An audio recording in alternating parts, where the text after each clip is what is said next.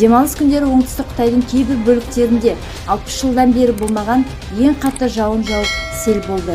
Сарапшылардың төтенше ауа райы жағдайларын ескертілгеніне қарамастан жаңбыр артып және жиіленіп жатыр. Мемлекеттің бақтың хабарлауынша кем дегенде 7 провинция тіркелген.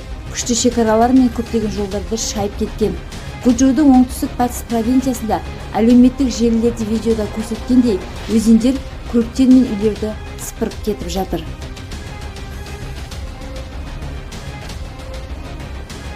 Гуанси, Гуандун мен Фунцзяның жауын шашыны 1961 жылдан бергі ең жоғарғы деңгейіне жетті деп хабарлады дүйсенбіде жергілікті метеорологиялық бюро.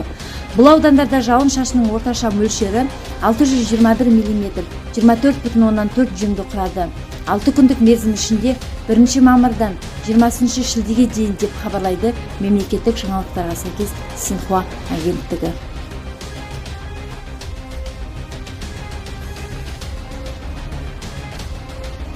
Бұл көрсеткіш ұлттық климаттың орталық мәліметінше бүкіл ел бойынша 2021 жылы 672 мм болған және көрсеткіштің 90% асып кеткенін айтады.